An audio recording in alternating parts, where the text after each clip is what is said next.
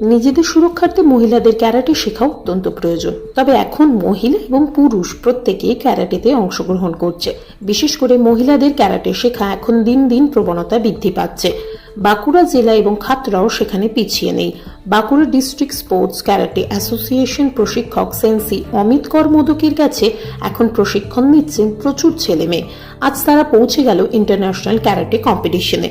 চলতি মাসের 25 থেকে 27 জুলাই নেতাজি ইন্ডোর স্টেডিয়ামে চলছে 9টি দেশের প্রতিযোগীদের নিয়ে আন্তর্জাতিক ক্যারাটে প্রতিযোগিতা 2025।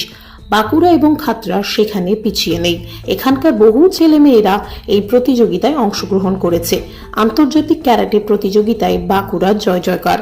কলকাতার নেতাজি ইন্ডোর স্টেডিয়ামে আয়োজিত এই প্রতিযোগিতায় 4টি সোনা, 1টি রূপা, 8টি ব্রোঞ্জ পদক জয় করেন এখানকার প্রতিযোগীরা।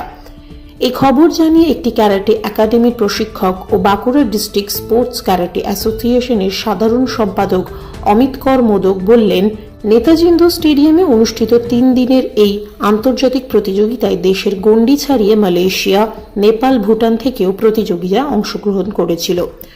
পুয়াবাগান, খাতড়া ও বাঁকুড়া একাডেমি থেকে 12 জন প্রতিযোগী বাঁকুড়ার হয়ে প্রতিনিধিত্ব করে।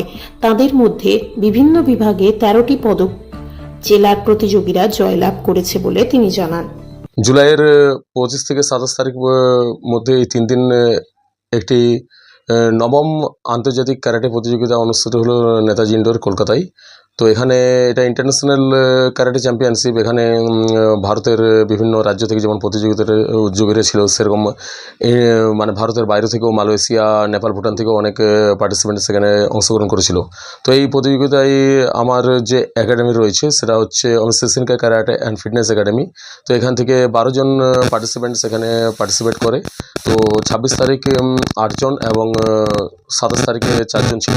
8 জনের মধ্যে প্রথম দিন 4টে গোল্ড এবং 5টি ব্রোঞ্জ মেডেল তারা জয়লাভ করে। এবং পরের দিনে যারা ছিল সেই স্টুডেন্টসের এজ ক্যাটাগরি যেটা ছিল সেটা হচ্ছে 7 ইয়ার্স টু 10 ইয়ার্স পর্যন্ত। তো সেখানে 1টি রূপো এবং 3টি ব্রোঞ্জ মেডেল আমার ছাত্রছাত্রীরা সেখানে জয়লাভ করে।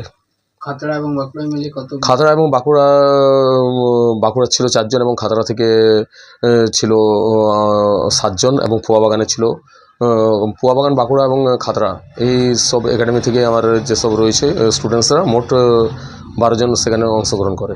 কতগুলো ব্রোঞ্জ?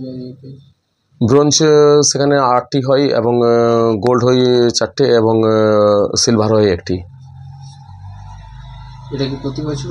প্রতি বছরে এই ইন্টারন্যাশনাল ক্যারাটে চ্যাম্পিয়নশিপ অনুষ্ঠিত হয় এবং এই বছর যে পার্টিসিপেন্টের সংখ্যা ছিল প্রায় 7,000-এর মতন। 3 দিন ধরে নেতাজি ইন্ডোর স্টেডিয়ামে এই প্রতিযোগিতা চলতে থাকে। তো এবং এটাতে যারা অংশগ্রহণ করেছিল তারা একটা ইন্সপিরেশন মানে অনুপ্রেরণা পাচ্ছে এবং সেখানে কেবলমাত্র মানে বেঙ্গলের যে পার্টিসিপেন্টরা ছিল তারা নয়, সেখানে কমনওয়েলথ চ্যাম্পিয়নশিপে যারা জয়লাভ করেছে, যারা ন্যাশনাল মেডেলিস্ট, সেখানে এইসব প্রতিযোগিতায় গিয়ে তারাও একটা অভিজ্ঞতা সেখান থেকে পাচ্ছে কীভাবে কাতা এবং কুমিতের মধ্যে নিজেকে সেখানে ধরে রাখতে হয় বা মেডেল হাসিল করতে গেলে কী কী সেখানে টেকনিক, ট্যাকটিক্স এবং টিপস কাজে লাগাতে হয়, সেই জিনিসগুলো তারা এক্সপিরিয়েন্সের মধ্যে নিয়ে আসছে।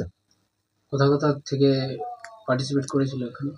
পার্টিসিপেন্টরা মানে ইন্ডিয়ার বিভিন্ন রাজ্য থেকে যেমন ছিল তেমনি ইন্ডিয়ার বাইরেও মালয়েশিয়া, নেপাল, ভুটান এইসব কান্ট্রি থেকেও অনেক প্রতিযোগীরা এসেছিলো এখানে। আর ছাত্রছাত্রীদের জন্য কি? ছাত্রছাত্রীদের জন্য একটাই আমি বলবো যে জাস্ট প্র্যাকটিস কন্টিনিউ করা। ক্যারাটে মানে এই নয় যে আমি ভর্তি হয়ে গেলাম এবং অ্যাডমিশন হয়ে যাওয়ার পরে আমি 2 দিন 1 দিন প্র্যাকটিস করলাম, নিজেকে ক্লাস করলাম বা বাড়িতে প্র্যাকটিস করলাম না, সেটা নয়। বাড়িতেও সেইটা কন্টিনিউ রাখতে হবে। মানে এখানে হচ্ছে তরোয়ালকে স্থান দেওয়ার মতো নেই। একজন যোদ্ধা হয়ে যদি আমি সেটা না করি তাহলে কিন্তু মুশকিল। সেই জায়গায় আমি ব্ল্যাক বেল্ট হয়েও আমার কোনো ভ্যালুয়েশন থাকবে না। একজন হোয়াইট বেল্টের কাছেও আমি হেরে যেতে পারি।